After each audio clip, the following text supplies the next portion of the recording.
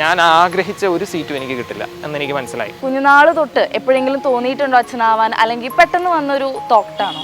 എനിക്കൊരു വിശ്വാസമുണ്ട്. ഞാൻ എല്ലാ ദിവസവും ഒരു 12 മണിക്കൂർ ഇരുന്ന് പഠിക്കുമായിരുന്നു. കാര്യം ഇതൊരു ടൈറ്റ് കോമ്പറ്റീഷനാണ്. അപ്പം ഏതെങ്കിലും പെൺകുട്ടികൾ അങ്ങനെ വന്ന് എന്തിനാടാ ചക്കരെ അച്ഛൻ വട്ടത്തിന് പോയത് എന്നൊക്കെ ചോദിച്ചിട്ടുണ്ടോ? അച്ഛനെ പോയി കണ്ടപ്പം അച്ഛൻ എൻ്റെ അടുത്ത് ചോദിച്ചൊരു ചോദ്യമുണ്ട്, നിനക്ക് തോൽവിയുടെ അർത്ഥം എന്താണെന്ന് മനസ്സിലായോ എന്ന് ചോദിച്ചു. ഞാൻ അച്ഛൻ്റെ മുമ്പിൽ നിന്ന് കരയുമായിരുന്നു. ബൈപ്പാസ് ചെയ്താൽ ഏകദേശം 2 മാസം വീട്ടിൽ നിന്ന് പുറത്തിറങ്ങാൻ പറ്റില്ല, അങ്ങനത്തെ പ്രശ്നങ്ങളൊക്കെ ഉണ്ട്. 5ാം ക്ലാസ് തൊട്ടുള്ള എൻ്റെ പാഷനാണ് ഡോക്ടർ ആവണം എന്നുള്ളത്. പുള്ളി എന്നെ നേരെ കൊണ്ടുപോയത് അവിടുത്തെ ഒരു പീഡിയാട്രിക് സർജനെ വിളിച്ചു, നേരെ എന്നെ കൊണ്ടുപോയത് ഓപ്പറേഷൻ തിയേറ്ററിലേക്കാണ്. കാര്യം എൻ്റെ ലിവർ മുറിഞ്ഞു പോയായിരുന്നു. നമ്മുടെ സോഷ്യൽ മീഡിയ ആയാലും ക്രിസ്ത്യാനിറ്റിയിലായാലും ചോദ്യചിഹ്നമായിട്ട് നിൽക്കുന്ന ഒരു ലൈഫാണ് പൗരോഹിത്യ ജീവിതം. അന്ന് തൊട്ട് ആരെന്നോട് ചോദിച്ചാലും ഞാൻ പറയും എനിക്ക് സർജൻ ആവണം, എൻ്റെ പാഷൻ അവിടെ നിന്ന് സ്റ്റാർട്ട് ചെയ്യും. മെഡിസിൻ ആഗ്രഹിച്ച് മെഡിസിൻ പഠിച്ച ഒരു വ്യക്തിക്ക് ഒരിക്കലും ദൈവത്തെ നിഷേധിക്കാൻ പറ്റില്ല. പുരോഹിതനാകുക എന്നുള്ളത് വലിയ ചലഞ്ചുള്ള കാലഘട്ടം തന്നെയാണിത്, പല കാരണങ്ങളാൽ. ശരിയാണ്, പുരോഹിതരെ ഒരുപാട് പേര് കല്ലെറിയുന്നു, സന്യസ്തരെ ഒരുപാട് പേര് കല്ലെറിയുന്നു. കല്ലെറിയുന്നതിൻ്റെ ഒരു കാരണം ഇന്നും പൗരോഹിത്യത്തിനും സന്യാസ ജീവിതത്തിനും വിലയുള്ളത് കൊണ്ടാണ്. അങ്ങനെയാണ് ഞാൻ വിൻസെൻഷ്യൻ കോൺഗ്രിഗേഷനിൽ എത്തുന്നത്. പ്രീച്ച് ചെയ്യണം, അതായത് ദൈവവചനം പ്രഘോഷിക്കണം. മെഡിക്കോ ടേൺസ് ടു IPS അല്ലെങ്കിൽ മെഡിക്കോ ടേൺസ് ടു IAS എന്നൊക്കെ എല്ലാവരും കേട്ടിട്ടുണ്ടാവും അല്ലേ? പക്ഷെ ഇവിടെ തികച്ചും വ്യത്യസ്തമാണ്. Medico turns to IHS, in his service, in Jesus service. അതെ, തികച്ചും ഇൻസ്പിറേഷൻ ആകുന്ന ഈ ഒരു തലമുറയിൽ, നമ്മുടെ ഈ ഒരു യുവ ജനറേഷനിൽ തികച്ചും ഇൻസ്പിറേഷൻ ആകാവുന്ന ഒരു യുവ വൈദികനെ പരിചയപ്പെടുത്താനാണ് ഞാൻ ഇന്നിവിടെ നിൽക്കുന്നത്. ഫാദർ ജോസ് തയ്യിൽ. ഈശോമിശിഹായ്ക്ക് സ്തുതിയായിരിക്കട്ടെ അച്ഛാ. എപ്പോഴും സ്തുതിയായിരിക്കട്ടെ. അച്ഛാ, സാധാരണ ഈ 10 അല്ലെങ്കിൽ +2 കാലഘട്ടങ്ങൾ കഴിഞ്ഞിട്ട് സെമിനാരിയിൽ ഡയറക്റ്റ് ചേർന്ന് അത് കഴിഞ്ഞിട്ട് MBBS പഠനത്തിനൊക്കെ പോകുന്ന അച്ഛന്മാരെ ഞാൻ കണ്ടിട്ടുണ്ട്. പക്ഷെ ഇവിടെ 5 വർഷത്തെ നീണ്ട MBBS കോഴ്സിന് ശേഷം ഒരു ദൈവിക സമർപ്പണത്തിന് പോകുക എന്നുള്ളത് തികച്ചൊരു വെറൈറ്റി ആണല്ലേ? അപ്പം ആ ഒരു സ്പാർക്ക് അച്ഛന് കുഞ്ഞുനാൾ തൊട്ട് എപ്പോഴെങ്കിലും തോന്നിയിട്ടുണ്ടോ അച്ഛനാവാൻ, അല്ലെങ്കിൽ പെട്ടെന്ന് വന്നൊരു തോട്ടാണോ? കുഞ്ഞുനാൾ തൊട്ട് അങ്ങനെ ഒരു സ്പാർക്കില്ല. എൻ്റെ ജീവിതത്തിലെ ഏറ്റവും വലിയ ആഗ്രഹം ഡോക്ടർ ആവണമെന്ന് തന്നെയായിരുന്നു. അത് 5ാം ക്ലാസ് തൊട്ടുള്ള എൻ്റെ ഒരു സ്വപ്നമാണ്, ഡോക്ടർ ആകണമെന്ന്. പിന്നീട് ഒരു ഹൈസ്കൂൾ ലെവലിലേക്കൊക്കെ എത്തുമ്പോഴാണ് ഒരു ചിന്ത വന്നതെന്ന് അച്ഛനാവാൻ പോയ കാര്യം. ആരൊക്കെ പ്രസംഗിക്കുന്ന പോലെയൊക്കെ തോന്നുന്നു, പ്രസംഗിക്കുന്ന കാണുമ്പോൾ അതുപോലെ ഒന്ന് പ്രസംഗിക്കണമെന്നൊരാഗ്രഹം. പിന്നെ ഈ ഉടുപ്പിട്ടൊക്കെ കാണുമ്പോൾ ഒരു രസമാണല്ലോ, കാണാനൊരു രസം. അപ്പോൾ അങ്ങനെ ഒരു ചിന്ത എൻ്റെ മനസ്സിൽ വന്നു, ഇങ്ങനെ ഒന്ന് പ്രസംഗിക്കണം, അല്ലെങ്കിൽ ഒരു കുർബാന അർപ്പിക്കണം, ഇങ്ങനെ അച്ഛന്മാർ നിൽക്കുന്ന പോലെ ആ നല്ല ഡ്രസ്സൊക്കെ ഇട്ട്. പക്ഷേ അപ്പോഴും എൻ്റെ മനസ്സിലെ ഏറ്റവും വലിയ സ്വപ്നം ഡോക്ടർ ആവണം തന്നെയായിരുന്നു. പിന്നെ ഇങ്ങനെ പ്രസംഗിക്കുന്നത് കേൾക്കാം, ചിലപ്പോൾ അച്ഛന്മാർ തന്നെ അച്ഛന്മാരുടെ പ്രസംഗത്തിൽ നിന്ന് കേൾക്കാം. ഒരിക്കൽ അച്ഛൻ ഒരു കഥ പറയുന്നത് ഞാൻ കേട്ടതാണ്. ആ കഥ ഇപ്രകാരമായിരുന്നു. ഒരു ഗൃഹനാഥൻ പറഞ്ഞൊരു കഥയാണ്. ആ ഗൃഹനാഥൻ പറഞ്ഞത് എങ്ങനെയാണ്, അദ്ദേഹത്തിന് 3 മക്കളുണ്ട്. അതിൽ ആദ്യത്തെ മോൻ എങ്ങനെയാണെന്ന് വെച്ചാൽ, അവന് വീട്ടിലെല്ലാവരും ഭയങ്കരമായിട്ട് ശുശ്രൂഷിക്കും. അപ്പോൾ ആർക്കെങ്കിലും അസുഖമൊക്കെ വന്നാൽ പെട്ടെന്ന് എന്തെങ്കിലും സഹായം ചെയ്യണമെങ്കിൽ സഹായം ചെയ്യും. അപ്പോൾ അവനൊരു ഡോക്ടറാവും. ഇപ്പോൾ 2ാമത്തെ ആൾ എങ്ങനെയാണെന്ന് വെച്ചാൽ, എല്ലാം അഴിച്ചു പണിയുന്നൊരു സ്വഭാവമാണ്. അവനൊരു ടോയ് കൊടുത്താൽ ആ ടോയ് ഉടനെ അഴിച്ചു പണിയും, പിന്നെ കുറച്ച് നാൾ കഴിയുമ്പോൾ അത് വീണ്ടും പഴയ പോലെ ആക്കി വെക്കും.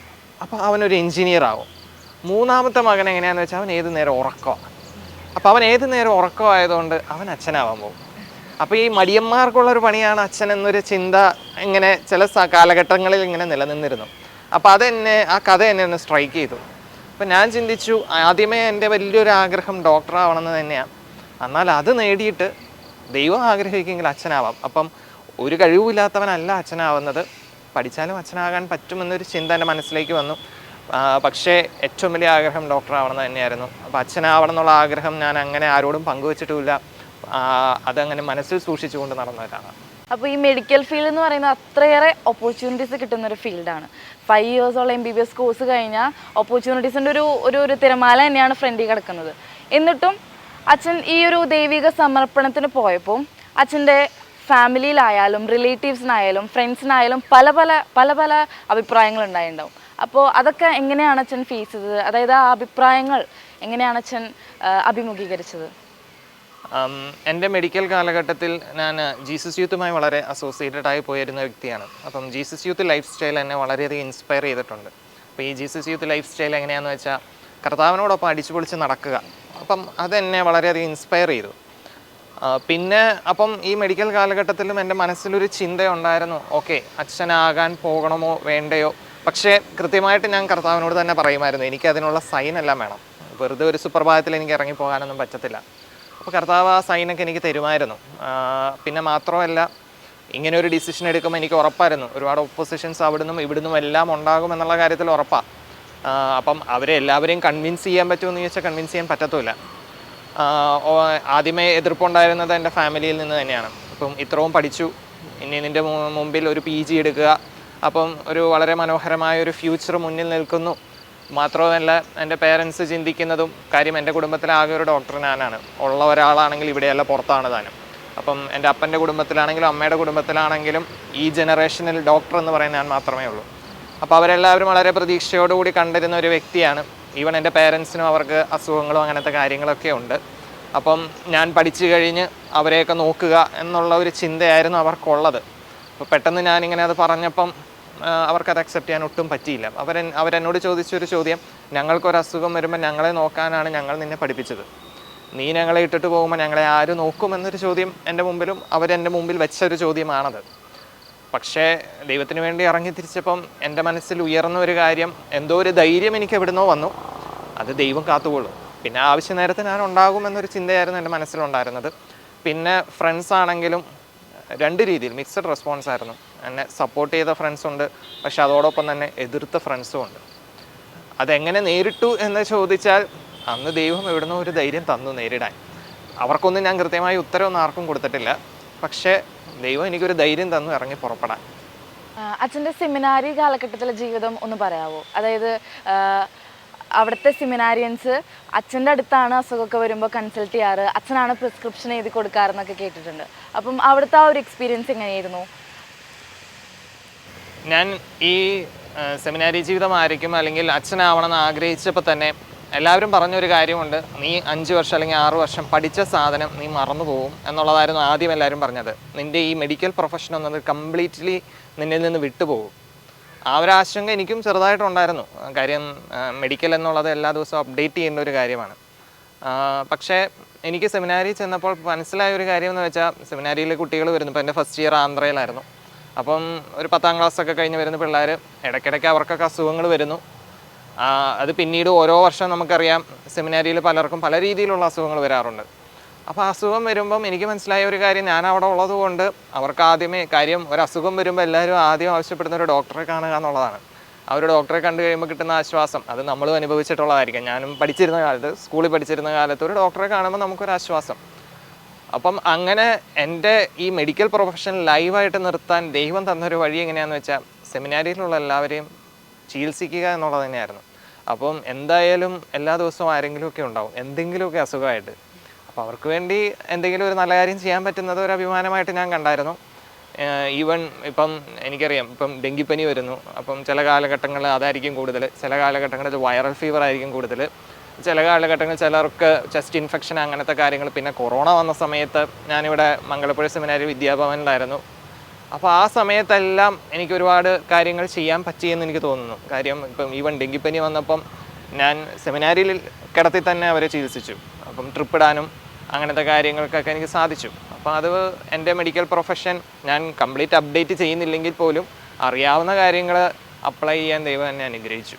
അപ്പം അത് വലിയൊരു അനുഭവമായിരുന്നു. പിള്ളേർക്കും വളരെ സന്തോഷമായിരുന്നു. പിന്നെ മൈനസ് സെമിനാരിയിലായിരുന്നപ്പോൾ അവർക്ക് കുറച്ചൊരു വിഷമം ഉണ്ടായിരുന്നു. കാര്യം അസുഖം വരുമ്പോൾ ഒരു ഹോസ്പിറ്റലിൽ പോകുമ്പോഴാണ് അവർക്കൊന്ന് പുറത്തിറങ്ങാൻ പറ്റുന്ന ഒരു സമയം. അത് ഞാനായിട്ട് കളഞ്ഞു എന്നാണ് അവരെല്ലാവരും പറയുന്നത്. അപ്പോൾ അവർക്ക് തുടക്കത്തിൽ എന്നോട് ഭയങ്കര ദേഷ്യമായിരുന്നു. പക്ഷെ പിന്നീട് കാര്യങ്ങളൊക്കെ മാറുമ്പം അവർക്ക് പുറത്തു പോയി ചെയ്യുന്നേക്കാളും സന്തോഷമൊക്കെ അകത്ത് നമുക്കൊരാളുണ്ട്. ഇപ്പം രാത്രി 1 മണിക്ക് ഒരാൾക്ക് എന്തെങ്കിലും വന്നാൽ ഓടി വന്ന് കാണാൻ ഒരാളുണ്ട് എന്നുള്ള ഒരു ചിന്ത അവർക്ക് വന്നു. അപ്പം ഈ ഒരു കാര്യം ഒഴിച്ച്, അതായത് പുറത്തു പോകാൻ പറ്റുന്നില്ല എന്നുള്ളൊരു വിഷമം ഒഴിച്ച് ബാക്കിയെല്ലാം നല്ലതായിരുന്നു. അങ്ങനെ ഒരു കംപ്ലൈന്റ് ഏതെങ്കിലും ജൂനിയേഴ്സ് പറയാറുണ്ടോ? പറഞ്ഞിട്ടുണ്ട് ഫസ്റ്റ് ഇയറിൽ. കാര്യം ഫസ്റ്റ് ഇയറിലാണ് അത് കൂടുതൽ വരത്തുള്ളൂ. പിന്നീട് ഞാൻ നെഗോഷിയേറ്റിൽ പോയി പിന്നെ മേജർ സെമിനാരി എന്ന് പറയുമ്പോൾ നമുക്ക് ആഴ്ചയിലൊക്കെ പുറത്തു പോകാനുള്ള സൗകര്യമുണ്ട്. പക്ഷേ ഫസ്റ്റ് ഇയർ എന്ന് പറയുമ്പം നമുക്ക് അങ്ങനെ എപ്പോഴും പുറത്തു പോകാൻ പറ്റത്തില്ല. ചിലപ്പോൾ 2 മാസം കൂടുമ്പോഴൊക്കെ ആയിരിക്കാം ഒന്ന് പുറത്തു പോകാൻ സമ്മതിക്കുന്നത്. അപ്പോൾ അവർക്ക് കിട്ടുന്ന ഒരവസരമാണ് അസുഖം വരുമ്പോൾ പുറത്തു പോവുക. പക്ഷേ ഈ അസുഖം വരുമ്പോൾ ഞാനുള്ളത് കൊണ്ട് റെക്ടർ പുറത്ത് വിടത്തില്ല. പിന്നെ ഞാൻ റീജൻസി ചെയ്തതും ഒരു സെമിനാരിയിലാണ്. സെമിനാരിയിലും അന്നും അവരുടെ ഒരു വിഷമം, ഞങ്ങൾക്കൊരു അസുഖം വരുമ്പോഴാണെന്ന് പുറത്തു പോകാൻ ചാൻസ് കിട്ടുന്നത്, അത് ബ്രദറായിട്ട് അത് കളയുകയാണല്ലോ എന്നുള്ളൊരു കാര്യം. പക്ഷെ എന്നാലും എല്ലാവർക്കും സന്തോഷമായിരുന്നു. എനിക്കും വളരെ സന്തോഷമായിരുന്നു. അങ്ങനെ കംപ്ലൈൻറ്റ് പറഞ്ഞ ആളുകളുണ്ട്. ഓക്കെ. അപ്പോൾ ഈ മെഡിസിൻ എന്ന് പറയുന്നത് അത്രയേറെ ഹെവി സിലബസ് ആണ് അല്ലേ? അപ്പം മെഡിക്കോസ് എന്ന് പറയുമ്പോൾ ഫുൾ ടൈം പഠിക്കുക എന്നുള്ള ഒരു രീതിയിൽ, അപ്പോൾ ആ ഒരു ഡെയിലി റൂട്ടീനിൽ എങ്ങനെയാണ് സ്പിരിച്വലായിട്ട് കുറച്ചും കൂടി സ്ട്രോങ് ആവുക? ഡെയിലി നമുക്ക് എന്തെങ്കിലും കർത്താവിനോടൊത്ത് നിൽക്കണമല്ലോ, ആ ഒരു സ്പിരിച്വൽ ടൈം അച്ഛൻ എങ്ങനെയാണ് നോക്കിയിരുന്നത്? മെഡിക്കോസ് എന്നുള്ളത് ഹെവി സിലബസ് ആണ്, ഒരുപാട് പഠിക്കാനുണ്ട്. പക്ഷേ എല്ലാ ദിവസവും പഠിക്കുക എന്നുള്ളതൊരു തെറ്റായ ധാരണയാണ്. ഞാൻ ഒരിക്കലും ഒരു മെഡിക്കോ, ഈവൻ ഞാൻ തന്നെ എല്ലാ ദിവസവും കുത്തിയിരുന്ന് വായിച്ച് പഠിക്കുക ഞാനും ചെയ്തിട്ടില്ല, എൻ്റെ കൂടെ ഉള്ളവരാരും ചെയ്യുന്നത് കണ്ടിട്ടുമില്ല. പിന്നീട് ഇത് പ്രാക്ടിക്കലായിട്ട് കുറേ എക്സ്പീരിയൻസ് നേടിയെടുക്കുന്നു, ആ ഒരു ഭാഗമാണ്. പക്ഷേ ഞാൻ പറഞ്ഞു, ഞാൻ ജീസസ് യൂത്തായിട്ട് വളരെ അസോസിയേറ്റഡ് ആയിട്ടുള്ള ഒരു വ്യക്തിയായിരുന്നു. ഞങ്ങളുടെ പുഷ്പേരി മെഡിക്കൽ കോളേജിൽ ജീസസ് യൂത്ത് ഗ്രൂപ്പിൽ ഒരു ആക്റ്റീവ് മെമ്പറായിരുന്നു. അത് എന്നെ ഒരുപാട് സഹായിച്ചിട്ടുണ്ട്. കാര്യം ഈ ജീസസ് യൂത്ത് മൂവ്മെൻറ്റ് ആണ് എന്നെ സ്പിരിച്വൽ ലൈഫിൽ പിടിച്ചു നിർത്തിയ ഒരു വ്യക്തി. അപ്പോൾ ഈ ജീസസ് യൂത്ത് മൂവ്മെൻറ്റിലൂടെ എനിക്ക് കിട്ടിയ കുറച്ച് സുഹൃത്തുക്കളുണ്ട്, എൻ്റെ ഫ്രണ്ട്സ്. അവരെന്നെ ഒരുപാട് മോട്ടിവേറ്റ് ചെയ്യാറുണ്ട്. ഞാൻ പറഞ്ഞു, 1-2 പേർക്ക് അറിയാമായിരുന്നു എനിക്കിങ്ങനെ ഒരു സ്വപ്നമുണ്ടെന്ന്. അപ്പോൾ അവരെന്നെ ഒരുപാട് മോട്ടിവേറ്റ് ചെയ്യുമായിരുന്നു. പിന്നെ ഈ ജീസസ് യൂത്ത് ഗ്രൂപ്പിൽ ഞങ്ങൾക്ക് ആഴ്ചയിൽ ഒരിക്കൽ ഗ്രൂപ്പുണ്ട്. അപ്പോൾ ആ ഗ്രൂപ്പിൽ പോകുന്നു, അവിടെ ആക്റ്റീവായിട്ട് നിൽക്കുന്നു. അപ്പം എനിക്ക് തോന്നുന്നു എൻ്റെ ഈ ലൈഫിൽ ഇങ്ങനെ നിലനിൽക്കാൻ സഹായിച്ച ഒരു കാര്യം, അല്ലെങ്കിൽ ഈ ആഗ്രഹം ഒരിക്കലും കംപ്ലീറ്റ് ആയിട്ട് പോയിട്ടില്ല, ഇങ്ങനെ അച്ഛനാവണം. പിന്നെ നമ്മൾ മെഡിക്കൽ കോളേജിൽ പഠിക്കുമ്പോൾ പല ആഗ്രഹങ്ങളും മനസ്സിൽ കടന്നു വരും. പലതും കാണുമ്പോൾ ഓക്കെ, ഒരു വിവാഹം കഴിക്കാനായിരിക്കാം ദൈവം ആഗ്രഹിക്കുന്നുള്ള ചിന്തയൊക്കെ, അതൊക്കെ എൻ്റെ മനസ്സിലും വന്നിട്ടുണ്ട്. പക്ഷേ എനിക്ക് തോന്നുന്നു ദൈവം ഇങ്ങനെ എന്നെ കൊണ്ട് നടക്കുന്നത് ഒരു കാര്യം എന്താണെന്ന് വെച്ചാൽ, ഞാൻ പഠിച്ചിരുന്ന കാലത്ത് ഞാൻ ശ്രമിച്ചിരുന്ന ഒരു കാര്യം, ഞാൻ എല്ലാ ദിവസവും വിശുദ്ധ കുർബാനയ്ക്ക് പോകുമായിരുന്നു. ഞങ്ങളുടെ മെഡിക്കൽ കോളേജിൽ അന്ന് എല്ലാ ദിവസവും രാവിലെയും വൈകിട്ടും വിശുദ്ധ കുർബാനയുണ്ട്. മലങ്കര ആയിരുന്നു എന്നേ ഉള്ളൂ. പക്ഷേ എന്നിരുന്നാലും എനിക്കൊരു ഇൻസ്പിറേഷൻ ആയിരുന്നു എല്ലാ ദിവസവും വിശുദ്ധ കുർബാനയ്ക്ക് പോവുക എന്നുള്ളത്. അത് എനിക്ക് തോന്നുന്നു ഞാൻ പഠിച്ചിരുന്ന കാലഘട്ടത്തിൽ ചുരുക്കം കുറച്ച് ദിവസങ്ങൾ ഒഴിച്ച് ബാക്കി എല്ലാ ദിവസവും തന്നെ ഞാൻ കുർബാനയ്ക്ക് പോയിട്ടുണ്ട്. അപ്പോൾ ആ കുർബാന തുടക്കം എനിക്ക് അതൊന്നും മനസ്സിലാവാറില്ലായിരുന്നു, കാരണം മലങ്കര കുർബാനയാണ്. അപ്പോൾ പക്ഷേ പിന്നീട് എന്നാലും ഞാൻ അവിടെ പോയി നിൽക്കുമായിരുന്നു. അപ്പം ആ കുർബാന എന്നെ ഒരുപാട് സഹായിച്ചിട്ടുണ്ടെന്നാണ് എനിക്ക് തോന്നുന്നത്. കാര്യം ഒരിക്കലും ദൈവത്തിൽ നിന്ന് പൂർണ്ണമായി ഞാൻ വിട്ടുപോയിട്ടില്ല. എന്തൊക്കെ ടെംപ്ടേഷൻസ് ഉണ്ടെങ്കിലും, എന്തൊക്കെ നമുക്ക് അട്രാക്ഷൻ വല്ലവരോടുമൊക്കെ തോന്നിയാലും ദൈവം എന്നെ പിടിച്ചു നിർത്തിയത് ഈ വിശുദ്ധ കുർബാനയിലൂടെയാണെന്ന് തോന്നുന്നു. അപ്പം അങ്ങനെയാണ് ഞാൻ എൻ്റെ ഒരു സ്പിരിച്വൽ ലൈഫ് അല്ലാതെ ഒരുപാട് പേഴ്സണൽ പ്രയർ ചെയ്യുന്ന ഒരു വ്യക്തിയൊന്നും അല്ലായിരുന്നു ഞാൻ അങ്ങനെ ഒരുപാട് സ്പിരിച്വലായിട്ട് ജീവിതം നയിക്കുന്ന ഒരു വ്യക്തിയും അല്ലായിരുന്നു. വളരെ നോർമലായിട്ട് ജീവിക്കുന്ന ഒരു വ്യക്തി, എല്ലാവരെയും പോലെയൊക്കെ തന്നെയായിരുന്നു. പക്ഷേ ഈ കുർബാന എന്നെ ഒരുപാട് സഹായിച്ചിരുന്നു എന്ന് എനിക്കിപ്പോൾ മനസ്സിലാവും. അച്ഛന് ഞങ്ങൾക്ക് അച്ഛൻ്റെ വീട്ടിലെ വിശേഷങ്ങളൊന്നും അറിയണം. അച്ഛൻ്റെ വീട്ടിൽ ആരൊക്കെയുണ്ട്, അതൊന്ന് പറയാമോ വിശേഷം?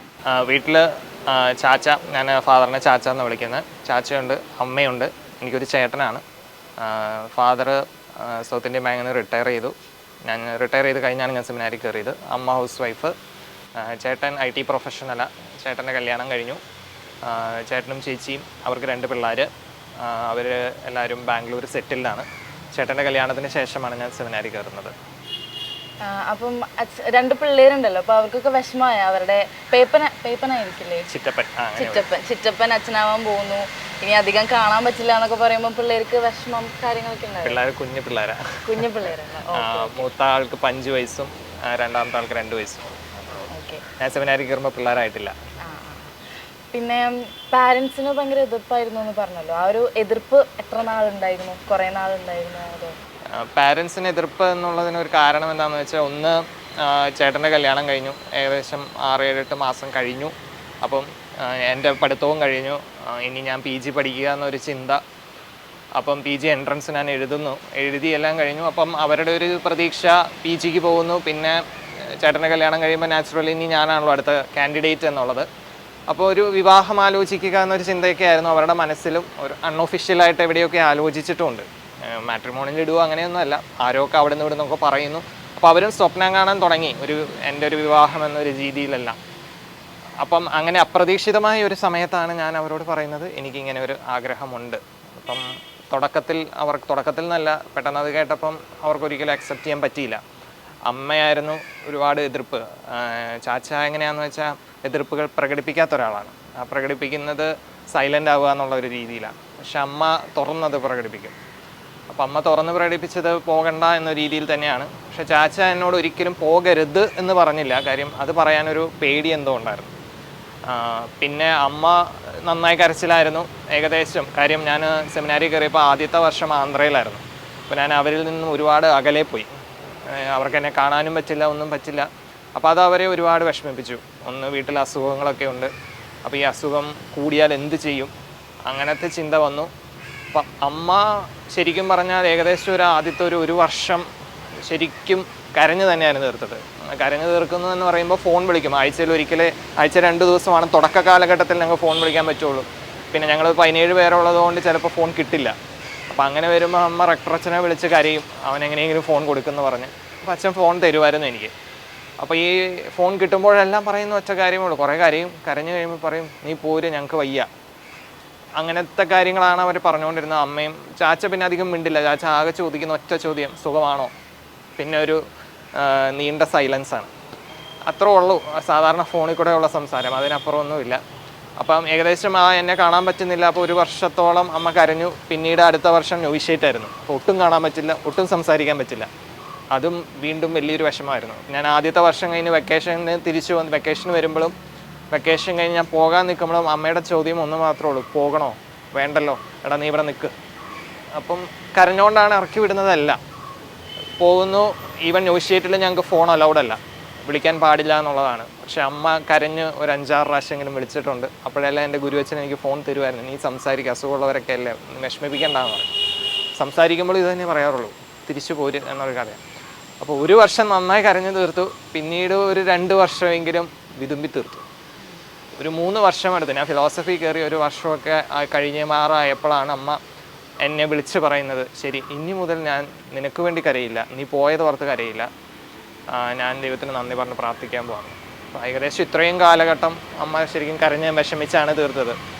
എൻ്റെ ഫാദറാണെങ്കിൽ മിണ്ടാറില്ല എന്ന് വെച്ചാൽ ദേഷ്യം കൊണ്ടല്ല, പൊതുവേ മിണ്ടാത്ത ഒരാളാണ്, അധികം മിണ്ടാത്ത ഒരാളാണ്. പിന്നെ ഇങ്ങനെ ഒരു വിഷമം, ഞാൻ പോയി എന്നുള്ളതൊരു വിഷമം. പക്ഷെ പിന്നീട് ഫാദറാണെങ്കിലും പറയുന്നൊരു കാര്യം, എന്തെങ്കിലും ഒരു ബുദ്ധിമുട്ടുണ്ടെങ്കിൽ തിരിച്ചു പോര്, നീ അവിടെ പിടിച്ചു നിൽക്കണ്ട, അങ്ങനത്തെ ഒരു കാര്യം മാത്രമാണ്. പിന്നീട് എൻ്റെ ഫാദറും അക്സെപ്റ്റ് ചെയ്യാൻ തുടങ്ങിയത്. അച്ഛൻ്റെ ചാച്ചൻ പറഞ്ഞ പോലെ ഈ ഒരു വൈദിക കാലഘട്ടത്തിൽ എന്തെങ്കിലും ബുദ്ധിമുട്ട്, ഈ ഒരു ലൈഫ് ഗിവ് അപ്പ് ചെയ്യണം, തിരിച്ചു പോകണം, അങ്ങനെ എന്തെങ്കിലും ഒരു ഫീലിംഗ് അത് വൈദിക കാലഘട്ടത്തിലോ അല്ലെങ്കിൽ MBBS കാലഘട്ടത്തിലോ ഏതെങ്കിലും ഒരു സിറ്റുവേഷനിൽ ഉണ്ടായിട്ടുണ്ടോ? പഠിക്കാൻ ബുദ്ധിമുട്ട് ഏതായിരുന്നു എന്ന് ചോദിച്ചാൽ അത് മെഡിസിനാണോ വൈദിക പഠനമാണോ എന്ന് ചോദിച്ചാൽ അത് ഉറപ്പായിട്ടും മെഡിസിൻ തന്നെയായിരുന്നു. കാര്യം മെഡിസിൻ എന്നുള്ളത് കുറേ പ്രാക്ടിക്കലും പിന്നെ അതൊരു വാസ്റ്റ് ടോപ്പിക്കാണ്. പിന്നെ മെഡിസിൻ പഠിക്കുമ്പം ഒരു ഭയത്തോടു കൂടിയാണ് പഠിക്കുന്നത്, പാസ്സാവുമോ എന്നൊരു ചിന്ത, പ്രൊഫസേഴ്സിനെ പേടി, പ്രാക്ടിക്കൽ എക്സാം കുറേ ഉണ്ട്, അങ്ങനത്തെ കാര്യങ്ങളൊക്കെ വരുമ്പം വൈദിക പഠനത്തിലേക്ക് വരുമ്പോൾ പഠനം അങ്ങനെ ഒരു ബുദ്ധിമുട്ടായിട്ട് തോന്നിയിട്ടില്ല. പിന്നെ എന്നോട് ഇപ്പം ചാച്ച പറയുമായിരുന്നു, എന്തെങ്കിലും ഒരു ബുദ്ധിമുട്ടുണ്ടെങ്കിൽ പോര് എന്ന് പറയുമ്പോൾ, പക്ഷേ ഇന്ന് ഞാൻ അച്ഛനായി നിൽക്കുമ്പം എനിക്ക് അഭിമാനത്തോടു കൂടി അല്ലെങ്കിൽ സന്തോഷത്തോടു കൂടി പറയാൻ പറ്റുന്ന ഒരു കാര്യം എന്താണെന്ന് വെച്ചാൽ, ഇപ്പോൾ 10 വർഷത്തോളം ആകുന്നു ഞാൻ സെമിനാരി ഫോർമേഷൻ കഴിഞ്ഞാണ് ഞാൻ അച്ഛനായത്. ഒരിക്കൽ പോലും ഞാൻ ഈ തിരഞ്ഞെടുത്തത് തെറ്റായി എന്ന് എനിക്ക് തോന്നിയിട്ടില്ല. അങ്ങനെ ഇത് വിട്ടു പോകണം അങ്ങനെ ഒരു ചിന്ത ഒരിക്കൽ പോലും എനിക്ക് വന്നിട്ടില്ല. അത് ദൈവാനുഗ്രഹം തന്നെ ആയിരിക്കാം, അത് എൻ്റെ കഴിവോ ഒന്നുമല്ല. കാര്യം ഞാൻ ചേർന്നപ്പോൾ എല്ലാവരും എന്നോട് പറഞ്ഞത്, ഒന്ന് ഞാൻ 27 വയസ്സായിട്ടാണ് ഞാൻ സെമിനാരി കയറുന്നത്.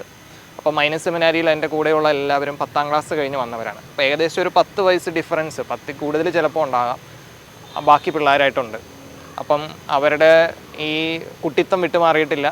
അപ്പം സെമിനാരിയിൽ വരുമ്പം അവരുടെ ലൈഫ് കാണുമ്പോഴോ അതല്ലെങ്കിൽ അവരുടെ കളി കാണുമ്പം ചിലപ്പം നമുക്ക് ഒരു റീതിങ്കിങ് വരുമായിരിക്കാം, അയ്യോ ഇതാണോ സെമിനാരി ലൈഫ്, അവരോടൊപ്പം എങ്ങനെ ജീവിക്കും.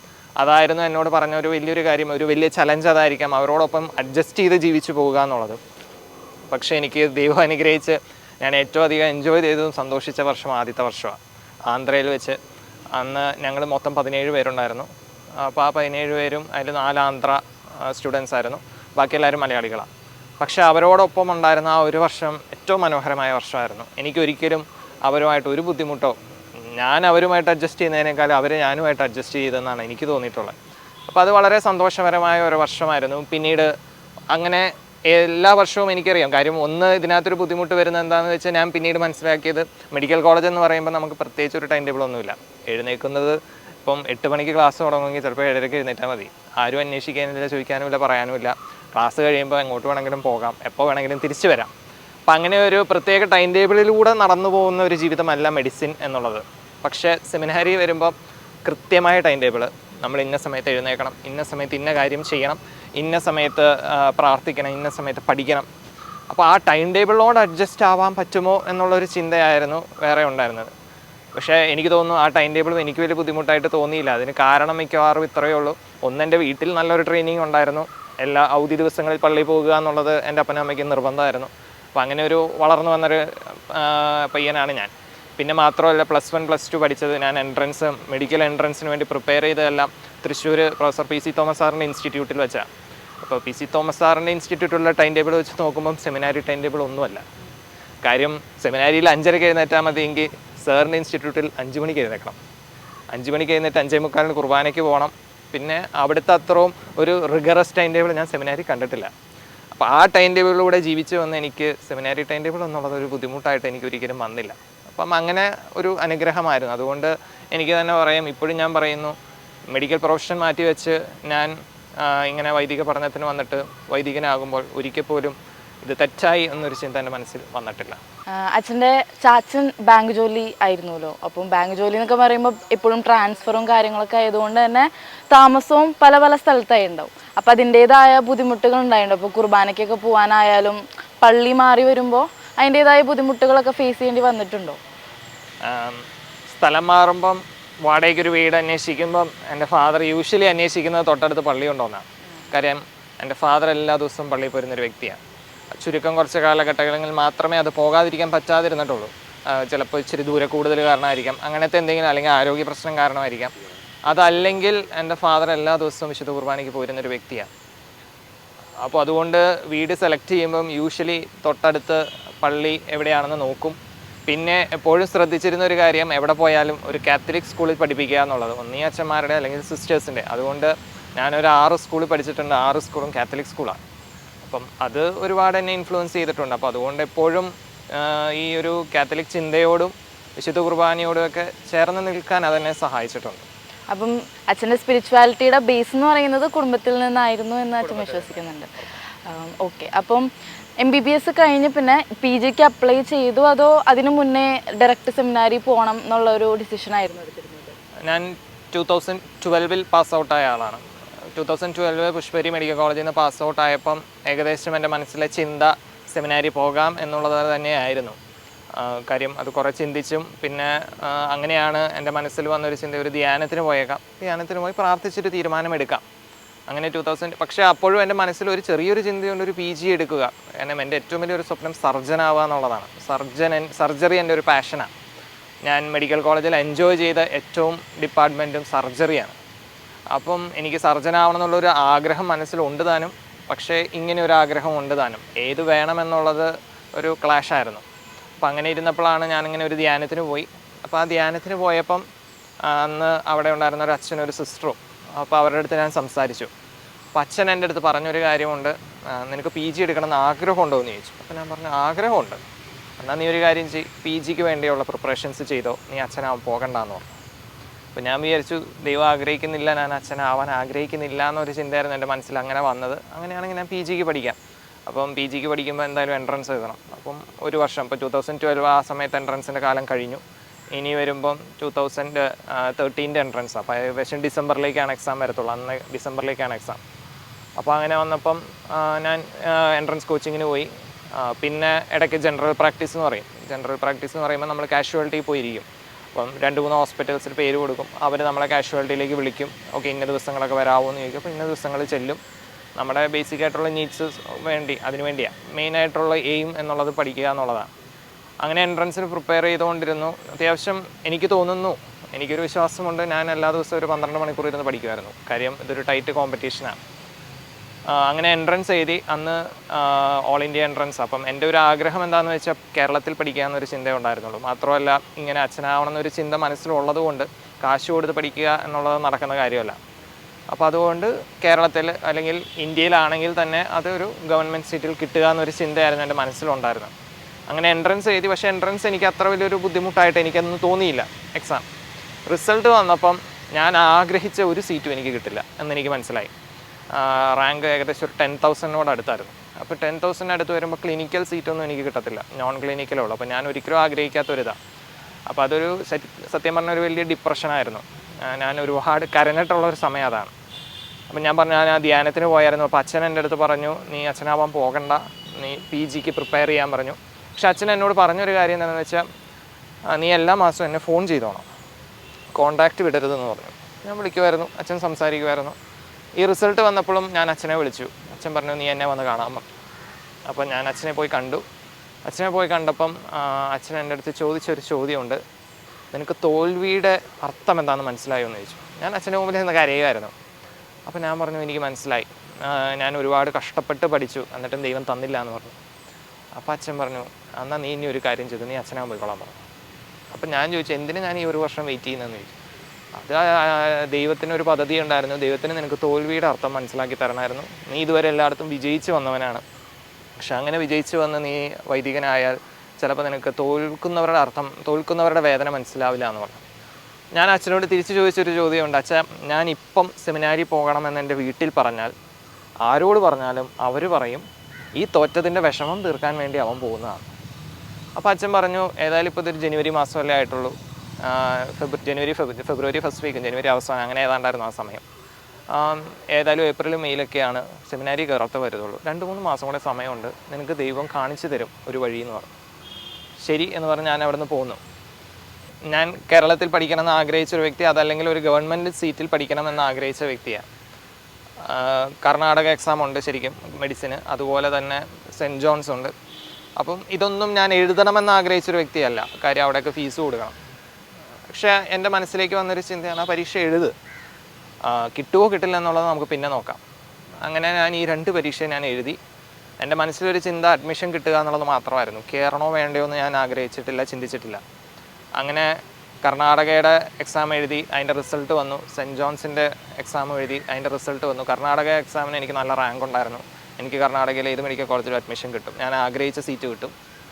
2 സെൻറ്റ് ജോൺസിൽ അവരെന്നെ സെലക്ഷന് വിളിച്ചു, എനിക്ക് ഇൻ്റർവ്യൂവിന് വിളിച്ചു. അപ്പോൾ ഇൻ്റർവ്യൂവിന് വിളിച്ചപ്പം ഞാൻ വീട്ടിൽ പറഞ്ഞു ഇനി ഞാൻ പോകുന്നില്ല, ഇൻ്റർവ്യൂവിന് പോകുന്നില്ല. അന്ന് ചേട്ടൻ ബാംഗ്ലൂരാണ്. ചേട്ടനോട് ഞാൻ പറഞ്ഞു ഞാൻ വരുന്നില്ല, ഞാനിങ്ങനെ അച്ഛനാകാൻ പോവാമെന്ന് പറഞ്ഞു. കാര്യം എനിക്ക് ഇനി വീട്ടിൽ ധൈര്യമായിട്ട് പറയാം, PG കിട്ടാത്തത് കൊണ്ടല്ല ഞാൻ പോകാത്തത്, PG കിട്ടി, അത് വേണ്ട, അതുകൊണ്ട് ഞാൻ പോവാമെന്ന് പറഞ്ഞു. അപ്പം അതുകൊണ്ട് ദൈവം എന്നെ കൃത്യമായിട്ട് ഡയറക്റ്റ് ചെയ്തതാണ്. അപ്പം എന്തുകൊണ്ട് ഞാൻ ഒരു വർഷം വെയിറ്റ് ചെയ്തു എന്നുള്ളതായിരുന്നു അടുത്ത എൻ്റെ ഒരു ചോദ്യം. ഞാൻ കർത്താവിനോട് ചോദിച്ചൊരു ചോദ്യമാണ്, എന്തിന് ഞാൻ ഒരു വർഷം വെയിറ്റ് ചെയ്തു, ഈ ഒരു തോൽവിയുടെ അർത്ഥം മനസ്സിലാക്കാൻ വേണ്ടി മാത്രമാണോ എന്നൊരു ചിന്തയുണ്ടായിരുന്നു. സത്യം പറഞ്ഞാൽ ആ ഒരു വർഷമാണ് എൻ്റെ വീട്ടിൽ ഒരുപാട് വേദനകൾ സംഭവിച്ചൊരു സമയമാണ്. വേദനകൾ സംഭവിച്ചു എന്ന് പറയുമ്പോൾ സന്തോഷകരമായൊരു കാര്യം സംഭവിച്ചു, ചേട്ടൻ്റെ കല്യാണം ആ വർഷമായിരുന്നു, 2013 പിന്നെ എൻ്റെ ഫാദർ അസുഖമുള്ള ഒരാളാണ്, അസുഖം എന്ന് പറഞ്ഞാൽ ഹാർട്ടിന് അസുഖമുള്ള ഒരു വ്യക്തിയായിരുന്നു. മെഡിക്കൽ ചികിത്സയിലൂടെ മുന്നോട്ട് പോവുകയായിരുന്നു, മരുന്നെടുക്കുന്നു, ഹാർട്ടിന് ബ്ലോക്കൊക്കെ ഉണ്ട്, പക്ഷെ മരുന്നെടുത്ത് മുന്നോട്ട് പോകുന്ന ഒരാളായിരുന്നു.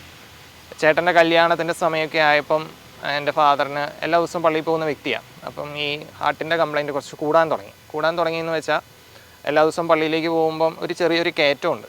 അപ്പോൾ ആ കയറ്റം കയറുമ്പോഴായിരുന്നു ഇത്രയും കാലം ചെറിയൊരു ശ്വാസമുട്ട് പോലെയൊക്കെ വരുന്നു. പക്ഷേ എൻ്റെ ചാച്ച എന്നോട് പറഞ്ഞൊരു കാര്യം, എടാ എനിക്കിപ്പോൾ വീട്ടിൽ നിന്ന് ഇറങ്ങുമ്പോഴേ ചെറിയ ശ്വാസമുട്ടാന്ന് പറഞ്ഞു. അപ്പോൾ ഞാൻ പറഞ്ഞു നമുക്കൊരു കാര്യം ചെയ്യാം, ഡോക്ടറെ കണ്ട് ഒരു ആൻജിയോഗ്രാമും കൂടെയും ചെയ്ത് നോക്കാം, ആ ബ്ലോക്ക് എന്തോരം ഉണ്ടെന്നൊക്കെ അറിയാലോ, എന്നിട്ട് വേണമെങ്കിൽ ഈ ബ്ലോക്ക് ഉണ്ട് എന്നറിയുന്നത് തന്നെ ഒരു ടെൻഷനാണ്. അപ്പം ഞാൻ പറഞ്ഞു നമുക്കൊരു കാര്യം, കല്യാണമൊക്കെ വരുമല്ലേ, ആൻജിയോപ്ലാസ്റ്റി ചെയ്തേക്കാം, അപ്പം ബ്ലോക്ക് പോയിക്കോട്ടെ, അപ്പോൾ ആ ടെൻഷൻ മാറി കിട്ടുമെന്ന് പറഞ്ഞു. അപ്പം ഞങ്ങൾക്ക് പരിചയമുള്ള ഡോക്ടർ തന്നെയാണ്, കാർഡിയോളജിസ്റ്റും. അപ്പോൾ പുള്ളിയെ കണ്ടപ്പോൾ പുള്ളി പറഞ്ഞു നമുക്കൊരു ദിവസം ആൻജിയോഗ്രാം ചെയ്യാം, വേണമെങ്കിൽ അപ്പോൾ തന്നെ ആൻജിയോപ്ലാസ്റ്റി ചെയ്തേക്കാം, അപ്പോൾ ആ ടെൻഷൻ പോയി കിട്ടുമെന്ന് പറഞ്ഞു. അങ്ങനെ ആൻജിയോഗ്രാമിന് കയറ്റി ആൻജിയോപ്ലാസ്റ്റി ചെയ്യാമെന്ന ചിന്തയിലാണ്, ജൂബിലി മിഷൻ മെഡിക്കൽ കോളേജിൽ വെച്ചായിരുന്നു. അങ്ങനെ കയറ്റി ഓൺ ടേബിൾ ആൻജിയോഗ്രാം ചെയ്തുകൊണ്ടിരുന്നപ്പോഴാണ് ഡോക്ടർ എൻ്റെ അടുത്ത് വന്ന് പറഞ്ഞു, എടാ ഒരു ചെറിയ പ്രശ്നമുണ്ട്, ആൻജിയോപ്ലാസ്റ്റി ചെയ്യാൻ പറ്റില്ല, ആ സ്റ്റേജ് കഴിഞ്ഞു, ബ്ലോക്ക് ഏകദേശം 5 എണ്ണം ഉണ്ട്, ആ 5 എണ്ണത്തിൽ 4 90%. അതും നമ്മൾ മെഡിക്കൽ ടൈമിൽ പറയുമ്പോൾ കാൽസിഫിക്കേഷൻ സംഭവിച്ചു എന്ന് പറയും. ഇനി നമുക്ക് ആൻജിയോപ്ലാസ്റ്റി ചെയ്യാൻ പറ്റില്ല, എത്രയും പെട്ടെന്ന് ബൈപ്പാസ് ചെയ്യണമെന്ന് പറഞ്ഞു. അപ്പോൾ ഞാൻ ഡോക്ടറോട് പറഞ്ഞു എത്രയും പെട്ടെന്ന് ബൈപ്പാസ് ചെയ്യുക എന്നുള്ളത്, ഒന്ന് ചേട്ടൻ്റെ കല്യാണമുണ്ട്, ബൈപ്പാസ് ചെയ്താൽ ഏകദേശം 2 മാസം വീട്ടിൽ നിന്ന് പുറത്തിറങ്ങാൻ പറ്റില്ല, അങ്ങനത്തെ പ്രശ്നങ്ങളൊക്കെ ഉണ്ട്. അപ്പോൾ ഡോക്ടർ പറഞ്ഞു ഇവിടെ കുറച്ച് നാൾ വെയിറ്റ് ചെയ്യാം, പക്ഷെ അധികം വെയിറ്റ് ചെയ്യാൻ പറ്റില്ല എന്ന് പറഞ്ഞു. അപ്പോൾ ഞാനങ്ങനെ ഫാദറിനോട് സംസാരിക്കാൻ എന്നെക്കൊണ്ട് പറ്റില്ല ഇതൊന്നും, എൻ്റെ ഫാദർ പെട്ടെന്ന് ടെൻഷൻ അടിക്കുന്ന ഒരാളാണ്. അപ്പോൾ ഞാനിങ്ങനെ ചിന്തിച്ചു എന്ത് ചെയ്യണം. അങ്ങനെ ഞങ്ങളൊരു കാര്യം ചെയ്തു, ചേട്ടൻ്റെ കല്യാണം കുറച്ച് നേരത്തെ ആക്കി, കല്യാണം കഴിഞ്ഞ് ഒരാഴ്ചയും കൊണ്ട് തന്നെ നേരെ ബൈപ്പാസിന് പോയി.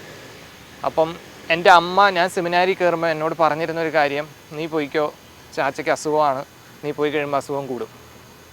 അപ്പം അതായിരുന്നു അമ്മയുടെ ഭാഗത്തു നിന്നുള്ളൊരു ഭീഷണി. ഞാൻ ആ ഒരു 2012 ഞാൻ സെമിനാരിൽ കയറിയിരുന്നെങ്കിൽ എൻ്റെ ചാച്ചന് ഈ ഒരു അസുഖമാണെന്ന് പറഞ്ഞ് എൻ്റെ അമ്മ എന്നെ തിരിച്ചെത്തിക്കുമായിരുന്നു, ഉറപ്പായിട്ടും. കാര്യം 2 മാസം എൻ്റെ ഫാദറിന് ഈ ഓപ്പറേഷൻ കഴിഞ്ഞ് ഞാൻ തന്നെയാണ് നോക്കിയത്. കാര്യം ഞാൻ പഠിച്ചു കഴിഞ്ഞു, പിന്നെ ഞാൻ വീട്ടിലുണ്ട്. അപ്പോൾ അങ്ങനെ വരുമ്പോൾ എനിക്ക് നന്നായി നോക്കാൻ പറ്റി. അപ്പോൾ അതുകൊണ്ട് ദൈവം കൃത്യമായിട്ട് തന്നെ ആ ഒരു വർഷം അവിടെ നിർത്തി. കാര്യം ഞാൻ വീട്ടിൽ ആവശ്യമുണ്ടായിരുന്ന ഒരു സമയമായിരുന്നു. ചേട്ടനും ഇല്ലായിരുന്നു, ചേട്ടൻ ബാംഗ്ലൂരാണല്ലോ, പിന്നെ ചേട്ടൻ്റെ കല്യാണം കഴിയുന്നേ ഉള്ളൂ. അപ്പോൾ അതുകൊണ്ട് ഞാൻ ആ വീട്ടിലുണ്ടായിരുന്ന ഒരു സമയമാണത്. അതെനിക്ക് പിന്നീട് മനസ്സിലായി. അതുകൊണ്ടാണ് 2012 ദൈവം എന്നെ വിട്ടില്ല. 1 വർഷം കഴിഞ്ഞ് ആണ് ദൈവം എന്നെ വിളിച്ചത്. അപ്പം അവിടെ ഒരു ദൈവിക പദ്ധതി ഉണ്ടായിരുന്നു. അപ്പം അച്ഛൻ്റെ ലൈഫ് മൊത്തം ഒരു ദൈവിക പദ്ധതിയിലൂടെയാണ് മുന്നോട്ട് പോയത്. അപ്പം അച്ഛന് ആ ഒരു ടെൻഷൻ ഉണ്ടായിരുന്നോ? സെമിനാറിൽ ചേരുമ്പോൾ ഞാൻ പോയി കഴിഞ്ഞാൽ എൻ്റെ അച്ഛന് എന്തെങ്കിലും പറ്റുമോ, അങ്ങനെ എന്തെങ്കിലും ഒരു ടെൻഷൻ ഉള്ളിലുണ്ടായിരുന്നോ? അത് വലിയൊരു ചലഞ്ചായിരുന്നു. എനിക്ക് ഏറ്റവും പേടി ഇത് തന്നെയായിരുന്നു, ഫാദറിന് എന്തെങ്കിലും പറ്റും. ഒന്ന്, ഫാദറിന് ടെൻഷൻ വരുമ്പോഴോ വിഷമം വരുമ്പോഴോ ആരോടും പറയില്ല, അത് ഉള്ളിൽ കീപ്പ് ചെയ്യുന്നൊരു വ്യക്തിയാണ്. ഇങ്ങനെ ഹാർട്ട് ഓപ്പറേഷൻ എല്ലാം കഴിഞ്ഞു ഞാൻ പോകാറുള്ള സമയമൊക്കെ ആയി.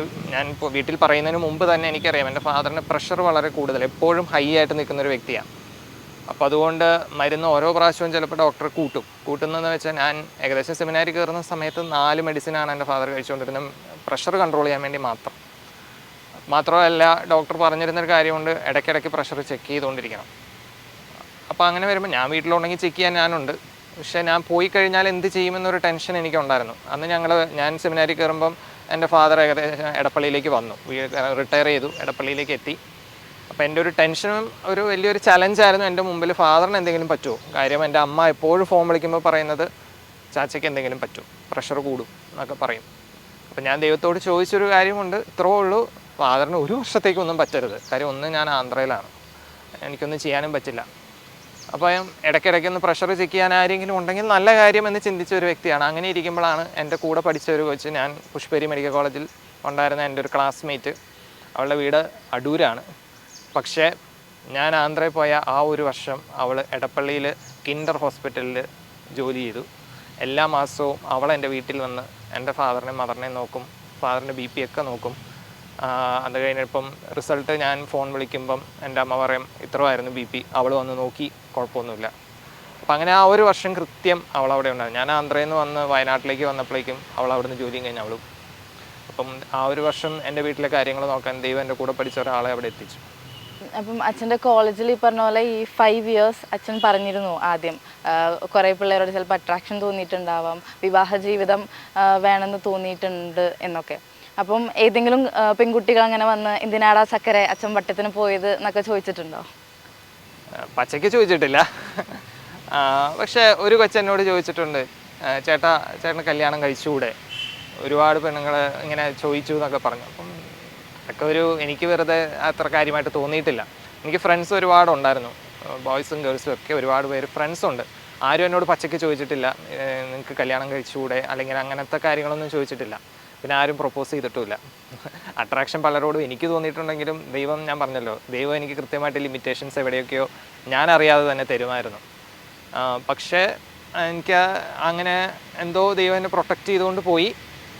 പിന്നെ ആകെ ഉണ്ടായിരുന്നത് 1-2 പേര് എന്നോട് പറഞ്ഞൊരു കാര്യം, എടാ നീ ഇത്രയും പഠിച്ചു എന്നിട്ട് നീ പോവുകയാണ്, സത്യം പറഞ്ഞാൽ നീ ഒരു നാഷണൽ വേസ്റ്റായി മാറുമെന്ന് പറഞ്ഞു. അതിന് കാരണം അവരെന്നോട് സ്നേഹം കൊണ്ട് പറഞ്ഞല്ല, അത് വേറൊന്നും കൊണ്ട് പറഞ്ഞതല്ല, നിൻ്റെ ഈ മെഡിക്കൽ പ്രൊഫഷൻ എന്നേക്കുമായി നശിക്കുന്നു പറഞ്ഞു. പക്ഷേ അത് ഞാൻ പോസിറ്റീവായിട്ട് എടുത്തു. പക്ഷേ അവരിപ്പോഴും എൻ്റെ നല്ല സുഹൃത്തുക്കളാണ്, എന്നെ ഒരുപാട് സപ്പോർട്ട് ചെയ്യുന്നുണ്ട്. അപ്പോൾ അതുകൊണ്ട് അന്ന് എനിക്കതൊരു വേദനയായിട്ട് തോന്നിയില്ല. പക്ഷേ ഇന്നും അവരെന്നെ ഒരുപാട് സപ്പോർട്ട് ചെയ്യുന്നുണ്ട്, എന്തെങ്കിലും ചെയ്യാൻ പറ്റും. കാര്യം അവരെൻ്റെ അടുത്ത് പറയുന്ന ഒരു കാര്യം, എൻ്റെ ജൂനിയേഴ്സാണെങ്കിൽ എൻ്റെ കൂടെ പഠിച്ചവരാണെങ്കിലും, ഇനിയിപ്പോൾ ചേട്ടൻ ഇനി PG പഠിക്കാൻ പോകണമെങ്കിൽ എന്തെങ്കിലും ഒരു സഹായം വേണമെങ്കിൽ ഞങ്ങളോട് ചോദിച്ചാൽ മതി, ഞങ്ങൾ ചെയ്തു തരാമെന്ന് പറഞ്ഞു. അപ്പോൾ അങ്ങനെ എൻ്റെ കൂടെ നിൽക്കുന്ന കുറേ പേരുണ്ട്. അച്ഛാ, ഒരു ഇമ്പോർട്ടൻ്റ് ആയിട്ടുള്ളൊരു ചോദ്യം ചോദിക്കട്ടെ. എല്ലാത്തിൻ്റെയും തുടക്കമായ MBBS സ്വപ്നം, എന്തുകൊണ്ടാണ് ഡോക്ടർ ആവാൻ ആഗ്രഹിച്ചത്? 5ാം ക്ലാസ് തൊട്ടുള്ള എൻ്റെ പാഷനാണ് ഡോക്ടർ ആവണം എന്നുള്ളത്. അതിന് കാരണം ഇത്രേ ഉള്ളൂ, എൻ്റെ ഫാമിലിയും ഞാനും ഒരിക്കൽ ഒരു കാറിൽ പോകുമ്പം ഒരു ആക്സിഡൻറ്റിൽ പെട്ട്, തൃശ്ശൂർ വെച്ചായിരുന്നു സംഭവം. അന്ന് ആക്സിഡൻറ്റിൽ പെട്ട് ഞങ്ങൾ അന്ന് തൃശ്ശൂർ മെഡിക്കൽ കോളേജിലേക്കാണ് കൊണ്ടുപോയത്. അപ്പോൾ തൃശ്ശൂർ മെഡിക്കൽ കോളേജിലേക്ക് പോയപ്പം എനിക്ക് മാത്രമാണ് പുറത്ത് ഒരു പ്രോബ്ലവും ഇല്ലാത്ത ഒരാൾ, ഒരു ചോര പോലും എൻ്റെ മേത്തുനിന്ന് പൊടിഞ്ഞിട്ടില്ല. പക്ഷേ ബാക്കി എൻ്റെ ഫാദർ ഉണ്ടായിരുന്നു, അമ്മയുണ്ടായിരുന്നു, ചേട്ടനുണ്ടായിരുന്നു, പിന്നെ ഒരു ആൻറ്റി ഉണ്ടായിരുന്നു. ഇപ്പം ഇവർക്കെല്ലാം ദേഹത്തുനിന്ന് അത്യാവശ്യം ചോരയൊക്കെ പൊടിയുന്നുണ്ട്. അപ്പോൾ അവരുടെ കാര്യങ്ങളെല്ലാം വേഗം എല്ലാവരും നോക്കി, കാഷ്വാലിറ്റി ചെന്ന് എല്ലാവരും എല്ലാം പ്രത്യേകം നോക്കി, എല്ലാം കഴിഞ്ഞപ്പോൾ അഡ്മിറ്റ് ചെയ്യേണ്ട ആവശ്യമൊന്നുമില്ല ആർക്കും. ഡിസ്ചാർജ് ആക്കാം, മീൻസ് എല്ലാവരെയും വിടാമെന്നൊരു ചിന്തയായിരുന്നു. പക്ഷേ എൻ്റെ ഭാഗത്തുള്ള ഒരു കുഴപ്പം ഇത്രേ ഉള്ളൂ, എനിക്ക് നടക്കാൻ പറ്റില്ല. അതായത് ഞാൻ എഴുന്നേറ്റാൽ 2 സ്റ്റെപ്പ് വെക്കുമ്പോൾ ഞാൻ തലറങ്ങി വീഴും. അപ്പം ഡോക്ടർമാർ പറഞ്ഞു നട്ടുച്ചയാണ്, ഉച്ചയ്ക്ക് ഭക്ഷണം കഴിച്ചിട്ടില്ല, അപ്പോൾ അതിൻ്റെ ക്ഷീണമായിരിക്കാം. ഞാൻ അന്ന് 5ാം ക്ലാസ്സിൽ പഠിക്കുക, അതുകൊണ്ടാണ് വീട്ടിൽ പോയി നല്ല ഭക്ഷണമൊക്കെ കഴിക്കാൻ പറഞ്ഞു. അപ്പം എൻ്റെ അമ്മ, കാര്യം ഞങ്ങളുടെ ഒരു ഫാമിലി ഫ്രണ്ട് അവിടുത്തെ പ്രൊഫസറായിരുന്നു. അപ്പം അന്ന് സൺഡേ ആണ്, അപ്പോൾ സൺഡേ ഈ പ്രൊഫസേഴ്സ് ഒന്നും വരത്തില്ല. അപ്പോൾ എൻ്റെ അമ്മ പറഞ്ഞു അതെൻ്റെ ആങ്ങളെയാണ്, ആങ്ങളെ വിളിച്ചു വരുത്തണം എന്ന് പറഞ്ഞു. അപ്പോൾ ആങ്ങളെന്ന് പറഞ്ഞപ്പോൾ അവർ പേടിച്ചു പോയി. അപ്പോൾ പുള്ളി ഉടനെ വിളിച്ചു വരുത്തി. പുള്ളി അവിടുത്തെ സീനിയർ പ്രൊഫസറാണ്. പുള്ളിയെ വിളിച്ചു വരുത്തി. പുള്ളി എന്നെ വന്ന് കണ്ടു, എനിക്കും പുള്ളിനെ അറിയാം. അപ്പോൾ പുള്ളി എന്നോട് എന്താണ് പറ്റിയെന്ന് ചോദിച്ചപ്പോൾ ഞാൻ പറഞ്ഞു എനിക്ക് വയറുവേദനയുണ്ട്, വേറെ ഒന്നുമില്ലയെന്ന് പറഞ്ഞു. പിന്നെ തോളുവേദനയുണ്ടെന്ന് പറഞ്ഞു. ഓക്കെ, എന്നാൽ നീ എഴുന്നേറ്റൊന്നും നടക്കാൻ പറഞ്ഞു. അപ്പോൾ എന്നോട് എഴുന്നേറ്റു. ഞാനൊന്ന് 2 സ്റ്റെപ്പ് വെച്ചു. പിന്നെ എനിക്കൊന്നും ഓർമ്മയില്ല. പുള്ളി എന്നെ നേരെ കൊണ്ടുപോയത് അവിടുത്തെ ഒരു പീഡിയാട്രിക് സർജനെ വിളിച്ചു. നേരെ എന്നെ കൊണ്ടുപോയത് ഓപ്പറേഷൻ തിയേറ്ററിലേക്കാണ്. കാര്യം എൻ്റെ ലിവർ മുറിഞ്ഞു പോയായിരുന്നു, എനിക്ക് ഇൻറ്റേർണൽ ഇഞ്ചുറി ആയിരുന്നു. അപ്പോൾ അങ്ങനെ എൻ്റെ അമ്മ പറഞ്ഞ അറിവ് പിന്നെ എനിക്കുള്ളൂ. ഏകദേശം വൈകുന്നേരം ഒരു 5 മണിക്ക് എന്നെ ഓപ്പറേഷൻ തിയേറ്ററിൽ കയറ്റി. ആ ഡോക്ടർ പുറത്ത് വന്നത് ഏകദേശം 12 മണിക്കാണ്. അത് കഴിഞ്ഞ് അമ്മ പറഞ്ഞത്, ഈ ഡോക്ടർ ഉടനെ തന്നെ അമ്മയോട് പറഞ്ഞു ഞാനൊന്ന് വീട്ടിൽ പോയിട്ട് ഇപ്പോൾ വരാമെന്ന് പറഞ്ഞു. അപ്പോൾ ഡോക്ടറിൻ്റെ വീട് ആ ഹോസ്പിറ്റലിൻ്റെ തൊട്ടടുത്ത. പുള്ളി കല്യാണം കഴിഞ്ഞിട്ട് 6 മാസമായിട്ടുള്ളൂ. അപ്പോൾ പുള്ളി വീട്ടിൽ പോയിട്ട് ഒരു കൊതുകുതിരിയുമായിട്ടാണ് വരുന്നത്. അമ്മ പറഞ്ഞു ഒരു കൊതുകുതിരി വന്നിട്ട് അന്ന് ഈ തൃശ്ശൂർ മെഡിക്കൽ കോളേജിൽ നിന്ന് ICU എന്ന് പറഞ്ഞ സാധനങ്ങളൊന്നും ഇല്ല, 1996 അപ്പം എന്നെ ജനറൽ വാർഡിലാണ് കിടത്തിയിരിക്കുന്നത്. ജനറൽ വാർഡിൽ കിടത്തുമ്പം ഈ പുള്ളി വന്ന്, അപ്പം എൻ്റെ ബെഡിൻ്റെ അടുത്താണ് നഴ്സിംഗ് സ്റ്റേഷൻ. ഈ നഴ്സിംഗ് സ്റ്റേഷൻ്റെ അവിടെ വന്ന് പുള്ളി ഒരു കസേര എടുത്തിട്ട് ഇരുന്ന് ഈ കൊതുകുതിരിയും വെച്ച് എനിക്ക് ബോധം വരുന്നവരവിടെ ഇരുന്നു. അപ്പം മാത്രമല്ല പിറ്റേ ദിവസം തൊട്ട് എല്ലാ ദിവസവും രാവിലെ ഉച്ചയ്ക്കും വൈകിട്ടും എന്നെ കാണാൻ വേണ്ടി ഈ ഡോക്ടർ വരും. അമ്മ പറയാ ചിരിക്കില്ല, വന്ന് നോക്കി കണ്ടു നോക്കിയിട്ട് പോകും. രാത്രിയും വരുമെന്നാണ് പറഞ്ഞത്. അങ്ങനെ ഏകദേശം ഒരു 5 ദിവസം കഴിഞ്ഞപ്പോഴാണ് എനിക്ക് ബോധം വരുന്നത്. അതിൻ്റെ ഇടയിൽ എനിക്ക് ന്യൂമോണിയ വന്നു. അപ്പം ഈ ഡോക്ടർ ഇങ്ങനെ വന്ന് 5 ദിവസം കഴിഞ്ഞപ്പോഴാണ് അമ്മയോട് ചിരിച്ചിട്ട് പറഞ്ഞു ഇനി പേടിക്കാനൊന്നുമില്ല, ഇനി രക്ഷപ്പെടുമെന്ന് പറഞ്ഞു. അപ്പം ഈ ഡോക്ടർ ഇങ്ങനെ കൊതുകുതിരിയുമായി വന്ന് അടുത്തിരിക്കുക എന്ന് പറഞ്ഞാൽ, അപ്പം ആ ഡോക്ടറെക്കുറിച്ച് എനിക്കൊരു ഐഡിയ എൻ്റെ അമ്മ തന്നു. അപ്പോൾ അതുപോലെ ഒരു സർജനാവണം, എൻ്റെ ജീവൻ രക്ഷിച്ചതുപോലെ ഒരു സർജനായി എനിക്കും ഇങ്ങനെ ഒരുപാട് പേരുടെ ജീവൻ രക്ഷിക്കണം എന്നൊരു ചിന്തയാണ് 5ാം ക്ലാസ് തൊട്ട്. അപ്പോൾ അതായിരുന്നു അന്ന് തൊട്ട്. ആരെന്നോട് ചോദിച്ചാലും ഞാൻ പറയും എനിക്ക് സർജനാവണം, എൻ്റെ പാഷൻ അവിടെ നിന്ന് സ്റ്റാർട്ട് ചെയ്യുന്നത്. അതിനുശേഷം ആ ഡോക്ടറെ പിന്നെ എപ്പോഴെങ്കിലും കണ്ടിട്ടുണ്ടോ, അല്ലെങ്കിൽ എന്തെങ്കിലും വിവരം ആളെക്കുറിച്ച്? ആ ഡോക്ടർ പിന്നെ ഡോക്ടർ റിജു എന്നായിരുന്നു പുള്ളിയുടെ പേര്. പുള്ളി എൻ്റെ സർജറി എല്ലാം കഴിഞ്ഞ് ഏകദേശം ഒരു 6 മാസം കഴിഞ്ഞപ്പോൾ പുള്ളി ഓസ്ട്രേലിയയിലേക്ക് മൂവ് ചെയ്തു എന്ന് ഞാൻ അറിഞ്ഞു. പിന്നീട് ഞങ്ങൾക്ക് വലിയ അറിവൊന്നും കിട്ടിയിട്ടില്ല. പിന്നെ മനസ്സിലായത് ഈ അടുത്ത കാലത്ത്, എനിക്ക് തോന്നുന്നു 2-3 വർഷം മുമ്പായിരിക്കും, പുള്ളി രാജഗിരിയിൽ പീഡിയാട്രിക് സർജനായിട്ട് കുറച്ച് നാൾ വർക്ക് ചെയ്തു എന്നിങ്ങനെ മനസ്സിലായി. പക്ഷേ കാണാനോ ഒന്നും പറ്റിയിട്ടില്ല. പുള്ളി ഇപ്പോൾ എവിടെയാണെന്ന് എനിക്കറിയത്തില്ല. അച്ഛന് ഒരുപാട് ആഗ്രഹങ്ങൾ ഉണ്ടായിരുന്നു. ആദ്യത്തെ ആഗ്രഹം എന്ന് പറയുന്നത് ഡോക്ടർ ആവാന്നുള്ളതാണ്, അതായി. അത് കഴിഞ്ഞ് പിന്നെ വൈദികനാകാം എന്നുള്ള ആഗ്രഹം ഉണ്ടായിരുന്നു, അതായി. പക്ഷെ നടക്കാത്ത ഒരു ആഗ്രഹമാണ് PG ചെയ്യാന്നുള്ളത്. അപ്പം അതിനി ചെയ്യാൻ അച്ഛന് താല്പര്യമുണ്ടോ? ഈ ഒരു വൈദിക വസ്ത്രം അണിഞ്ഞ് അത് സാധ്യമാകോ എന്നുള്ളത് പറയാം. എൻ്റെ ഫ്രണ്ട്സ് ഞാൻ അച്ഛനാവുന്നതിന് മുമ്പ് എന്നോട് ഇങ്ങനെ ചോദിച്ചായിരുന്നു നീ എന്തുകൊണ്ട് അച്ഛനാവണം. അപ്പം ഞാൻ അവരോട് പറയാറുള്ള ഒരു കാര്യം ഇതായിരുന്നു, ഞാൻ ചിലപ്പോൾ സ്വപ്നം കാണാറുണ്ട് ഈ ലോഹ ഇട്ടിട്ട് സ്റ്റെത്തിട്ട് നടക്കാമെന്നുള്ളത്. ഞാൻ എൻ്റെ ഒരു ഫ്രണ്ടിൻ്റെ അടുത്ത് വെറുതെ ഇങ്ങനെ സ്വപ്നം പോലെ പറഞ്ഞിട്ടുണ്ട്. നടക്കൂല്ലോ എന്നൊന്നും എനിക്കറിയില്ല എന്ന് ഞാൻ പറഞ്ഞുകൊണ്ടാണ് ഞാനിങ്ങനെ പറഞ്ഞത്. ഞാൻ ചിലപ്പോൾ അങ്ങനെ സ്വപ്നം കാണുമെന്ന് പറഞ്ഞു. അപ്പോൾ PG എന്നുള്ളത് എൻ്റെ ഒരു സ്വപ്നമായിരുന്നു, സർജൻ ആവുക എന്നുള്ളത് എൻ്റെ ഒരു സ്വപ്നമായിരുന്നു. കാര്യം സർജറിയാണ് എൻ്റെ പാഷൻ. അച്ഛനാവാൻ തീരുമാനിച്ചപ്പോൾ മുൻപിലുണ്ടായിരുന്ന ഒരു ചോദ്യം എവിടെ കയറും എന്നുള്ളത് തന്നെയായിരുന്നു. അപ്പോൾ 2 ഓപ്ഷൻസാണ്, ഒന്നീ ഡയസിസിൽ പോവുക അല്ലെങ്കിൽ റിലീജിയസ് കോൺഗ്രിഗേഷനിൽ പോവുക എന്നുള്ളതാണ്. ഡയസിസ് എൻ്റെ സ്വപ്നത്തിലില്ലായിരുന്നു. ഒരു ഇടവകയിലിരുന്ന് ചുരുങ്ങി പോവുക എന്നുള്ള അർത്ഥത്തിൽ വളരെ നല്ലൊരു കാര്യമാണത്, ഇടവകയിലെ കാര്യങ്ങൾ നോക്കുക. പക്ഷേ അങ്ങനെ ഇടവകയിലിരുന്ന് പോവുക എന്നുള്ള ഒരു ആഗ്രഹമല്ലായിരുന്നു എനിക്കുള്ളത്. എൻ്റെ ആഗ്രഹം ഒരു സന്യാസ സഭയിൽ കയറുക എന്നുള്ളത് തന്നെയായിരുന്നു. കാര്യം പ്രീച്ചിങ് എനിക്ക് വളരെ ഇഷ്ടമുള്ളൊരു ഫീൽഡാണ്. അങ്ങനെയാണ് ഞാൻ വിൻസെൻഷ്യൻ കോൺഗ്രിഗേഷനിൽ എത്തുന്നത്. പ്രീച്ച് ചെയ്യണം, അതായത് ദൈവവചനം പ്രഘോഷിക്കണം. പിന്നെ എൻ്റെ ഈ ജീസസ് യൂത്ത് കാലഘട്ടത്തിൽ അല്ലെങ്കിൽ മെഡിക്കൽ പ്രൊഫഷൻ്റെ സമയത്ത് ഞാൻ കണ്ടെത്തിയ കുറേ രോഗികളും അവരോട് സംസാരിച്ചപ്പോഴും എനിക്ക് മനസ്സിലായ കുറേ കാര്യങ്ങൾ. ഞാൻ കുറച്ച് പേരോടൊക്കെ പേഴ്സണലായിട്ട് സംസാരിക്കുമായിരുന്നു. അവരുടെ ഉള്ളിൽ അസുഖം എന്നതിനേക്കാൾ അപ്പുറം മാനസികമായ കുറേ പ്രോബ്ലംസ് ഉണ്ട്. അതെല്ലാം എന്നെ കുറച്ച് ഇൻഫ്ലുവൻസ് ചെയ്തിട്ടുണ്ട്. അപ്പം സെമിനാരി വന്നപ്പം അച്ഛനാവാനൊക്കെ ആഗ്രഹിച്ചപ്പം പ്രീച്ചിങ്ങിൽ ആഗ്രഹം ഉണ്ടായിരുന്നു. അങ്ങനെ ഇരുന്നപ്പോഴാണ് എൻ്റെ ഈ സർജനാവാനുള്ള ആഗ്രഹം പൂർണ്ണമായിട്ട് നടക്കുമെന്നുള്ള കാര്യം എനിക്ക് സംശയമായി. പക്ഷേ ദൈവം എന്നെ കൊണ്ട് നടത്തുന്നത് എന്തിനാണെന്നുള്ള ഒരു ചിന്ത എൻ്റെ മനസ്സിലുണ്ടായിരുന്നു.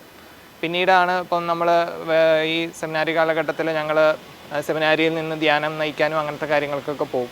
പോപ്പുലർ മിഷൻ റിട്രീറ്റ് അല്ലെങ്കിൽ ഞങ്ങളുടെ ജീസസ് മിഷൻ റിട്രീറ്റ് അങ്ങനെ പോയി കുറേ ഫാമിലീസിനെ കണ്ടു, പിള്ളേരെ കണ്ടു. അപ്പം അങ്ങനെ വന്നപ്പം വേറെ ചിന്തകളിലേക്കൊക്കെ പോയി. ഇപ്പം സർജറി ചെയ്യുക എന്നുള്ളതല്ല, അതിനേക്കാൾ അപ്പുറം ഓക്കെ സർജറി മാത്രമല്ല വേറെയും ഉണ്ടായിരുന്നു. സർജറി എൻ്റെ ഒരു പാഷനായിരുന്നു. കാര്യം എൻ്റെ മേത്ത് ഒരാളൊരു സർജൻ ചെയ്തതുകൊണ്ടാണ് ഞാൻ രക്ഷപ്പെട്ടത്. അതിൽ നിന്നാണ് അങ്ങനെ ഒരു ചിന്ത വന്നത്. പക്ഷെ അതല്ല, ദൈവം ആഗ്രഹിക്കുന്നെങ്കിൽ വേറെ എന്തെങ്കിലുമൊക്കെ ആയിരിക്കാം. അപ്പം PG സ്വപ്നം ഉണ്ടോ എന്ന് ചോദിച്ചാൽ ഞാൻ പൂർണ്ണമായിട്ട് കളഞ്ഞിട്ടില്ല. പക്ഷേ അത് ഓപ്പണാണ്. ഇപ്പോൾ ദൈവം ആഗ്രഹിക്കുമെങ്കിൽ സഭാധികാരികളിലൂടെ എന്താണോ പറയുന്നത് എനിക്കറിയത്തില്ല. കാര്യം ഇനി ഒരു എൻട്രൻസ് എഴുതി പഠിക്കുക എന്നുള്ളത് അത്ര എളുപ്പമുള്ള കാര്യമൊന്നുമല്ല, കുറേ ഉണ്ട്. അതൊരു വലിയ കടമ്പയാണ്. പക്ഷെ ഇപ്പം ദൈവം ആഗ്രഹിക്കുന്നത് എന്താണ്? കാര്യം എൻ്റെ മനസ്സിലൂടെ പോയ കുറച്ച് കാര്യങ്ങളൊക്കെയാണ്.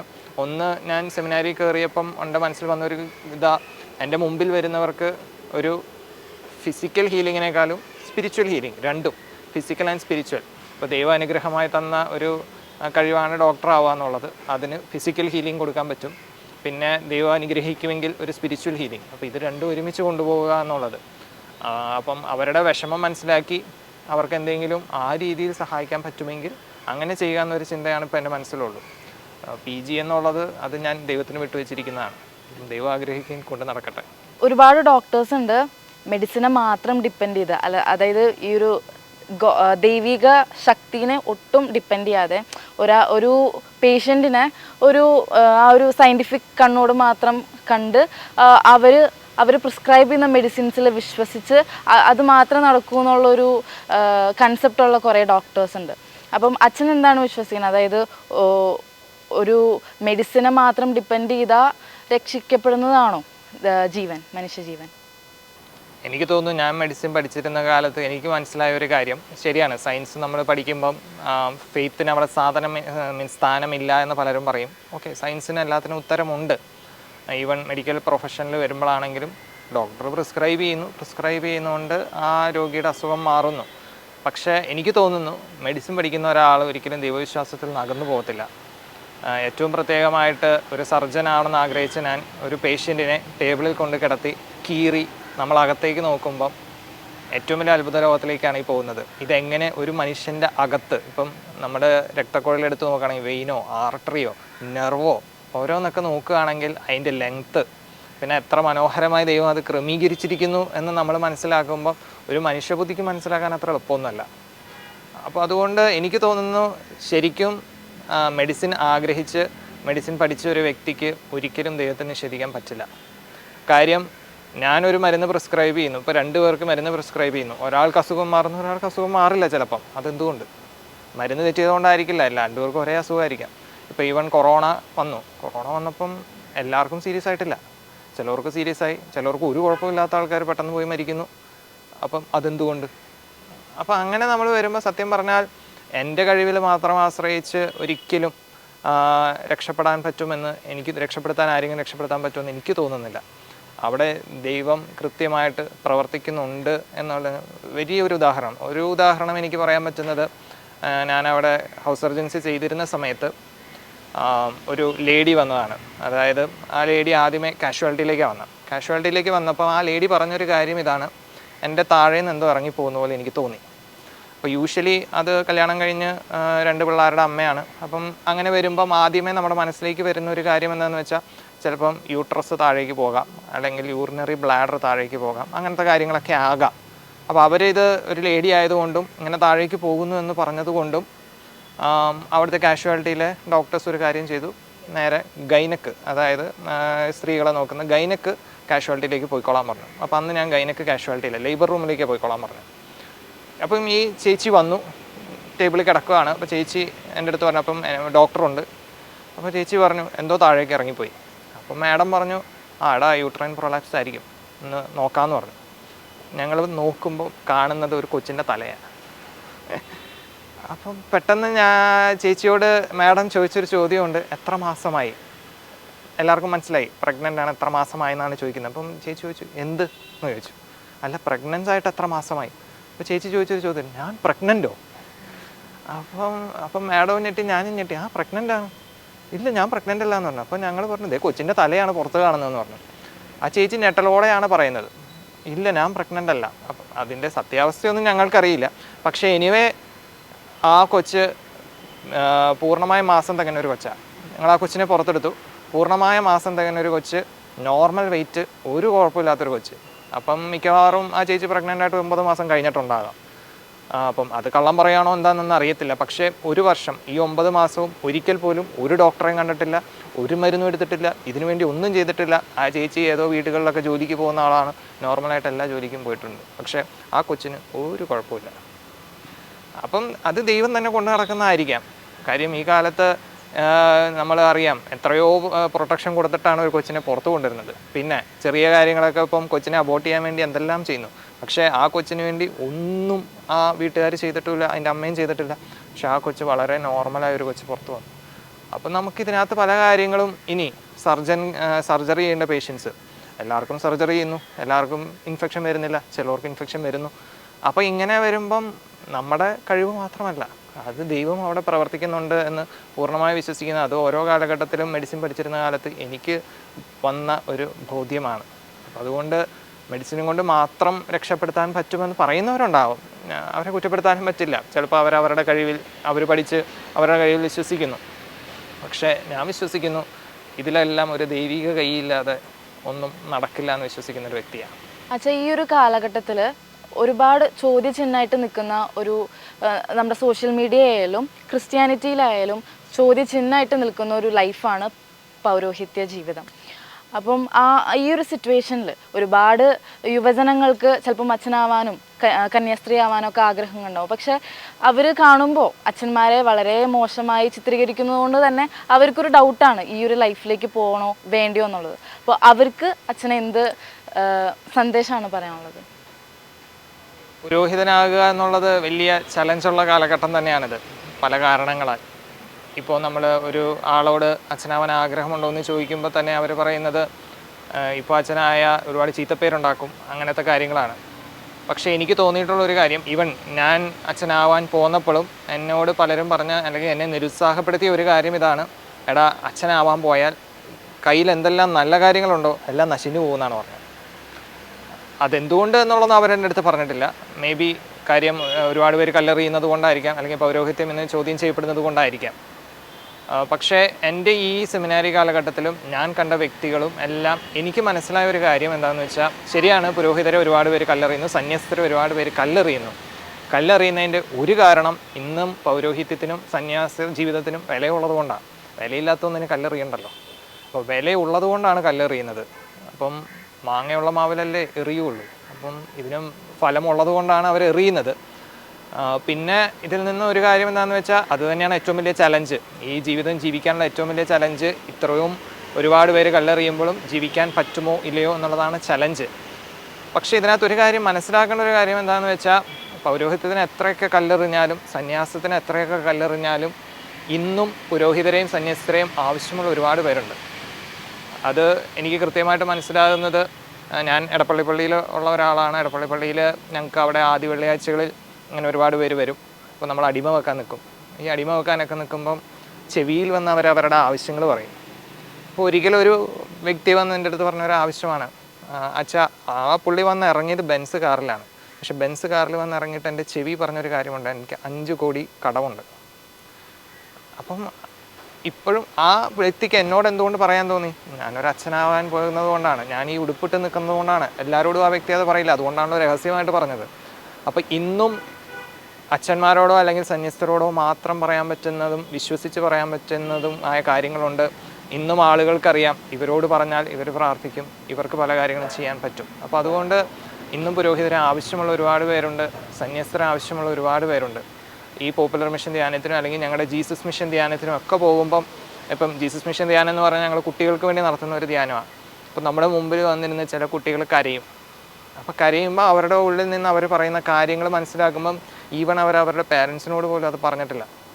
അപ്പോൾ അങ്ങനെയാണെങ്കിൽ ഒരു പുരോഹിതനോടോ ഒരു സിസ്റ്ററിനോടോ അവർക്ക് പറയാനുള്ള സ്വാതന്ത്ര്യമുണ്ട്. അവർക്ക് പറയാൻ തോന്നിയിട്ടുണ്ടെങ്കിൽ അവർക്കും മനസ്സിലായിട്ടുണ്ട് ഇന്നും പുരോഹിതനും സന്യസ്തരും ഒരു വിലയുണ്ട്. പിന്നെ എന്തുകൊണ്ട് എന്ന് വരാൻ പലരും മടിക്കുന്നു എന്ന് വെച്ചാൽ, പലരുടെയും ഒരു ചിന്താഗതി, ഒന്ന് ചിലപ്പോൾ മാതാപിതാക്കൾ അവരെ നിരുത്സാഹപ്പെടുത്തുന്നു, സമൂഹം അവരെ നിരുത്സാഹപ്പെടുത്തുന്നു പല കാരണങ്ങളാൽ. പിന്നെ എല്ലാ വീട്ടിലും 1-2 പേരൊക്കെ ഉള്ളൂ. അപ്പോൾ പോയി കഴിഞ്ഞാൽ പേരൻസിനെ ആരും നോക്കും എന്നൊരു ചിന്തയൊക്കെ ഉണ്ട്. അതുകൊണ്ടാണ് ഞാൻ പറഞ്ഞത് എൻ്റെ ജീവിതം തന്നെയാണ് അതിനൊരു എക്സാമ്പിൾ. എൻ്റെ ഏറ്റവും വലിയൊരു പ്രശ്നമായിരുന്നു ഞാൻ പോയി കഴിയുമ്പോൾ എൻ്റെ അപ്പനെ അമ്മനെ ആര് നോക്കും, അല്ലെങ്കിൽ അവർക്ക് അസുഖം.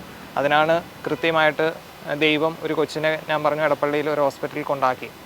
അപ്പം ദൈവത്തിന് വേണ്ടി ഇറങ്ങി നമ്മൾ തിരിച്ചാൽ ദൈവം ഉറപ്പായിട്ടും ബാക്കി കാര്യങ്ങൾ ക്രമീകരിക്കും. കാര്യം ദൈവത്തിന് വേണ്ടി എല്ലാം വിട്ടെറിഞ്ഞു പോകുന്നതാണ്. ആ വില ദൈവം ഉറപ്പായിട്ടും തരും.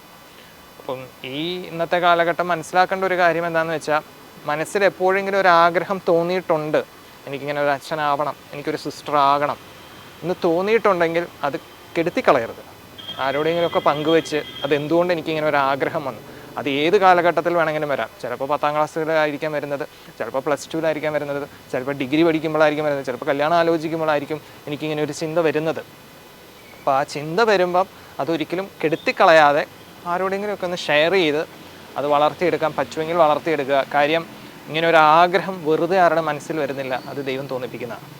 പിന്നെ കാലത്തിനനുസരിച്ച് ആ ആഗ്രഹം വളർത്തിയെടുക്കുകയാണെങ്കിൽ ദൈവം അതിനുവേണ്ടി എല്ലാം ക്രമീകരിച്ച് തരും എന്നുള്ളതാണ്. ദൈവം ആ വ്യക്തിയെ വഴിതെറ്റിക്കാൻ സമ്മതിക്കില്ല. അതിന് ഉത്തമ ഉദാഹരണമാണ് ഞാൻ തന്നെ. അപ്പോൾ അതുകൊണ്ട് ആഗ്രഹം ആരുടെയെങ്കിലുമൊക്കെ മനസ്സിലുണ്ടെങ്കിൽ അത് കളയരുത്, അത് ആരോടെങ്കിലും ഷെയർ ചെയ്യുക. എത്രയൊക്കെ ആരൊക്കെ കല്ലെറിഞ്ഞാലും നമ്മൾ നന്നായി ജീവിച്ചാൽ നമ്മളെ ആരും കല്ലെറിയില്ല. MBBSന്റെ അനന്ത സാധ്യതകൾ വിട്ട് ഒരു വൈദിക ജീവിതത്തിലേക്ക് ചുവടുവെച്ച അച്ഛൻ്റെ ജീവിതം ഈ ഒരു ജനറേഷനിലെ യുവജനങ്ങൾക്ക് വളരെയേറെ ഇൻസ്പിറേഷനാണ്. ഒരു ഏജോ ഒരു പ്രൊഫഷനോ വൈദിക സേവനത്തിന് തടസ്സമല്ല എന്ന് അച്ഛൻ്റെ ജീവിതം തെളിയിക്കുകയാണ്. ഇത്രയും നേരം അച്ഛൻ്റെ ജീവിതാനുഭവങ്ങൾ, ഒരുപാട് യുവജനങ്ങൾക്ക് ഇൻസ്പയർ ആവുന്ന അച്ഛൻ്റെ ജീവിതാനുഭവങ്ങൾ ഞങ്ങളോടൊത്ത് പങ്കുവെച്ചതിന് ഒരുപാട് നന്ദി. ഈശോ മിശിഹായ്ക്ക് സ്തുതിയായിരിക്കട്ടെ. എപ്പോഴും സ്തുതിയായിരിക്കട്ടെ.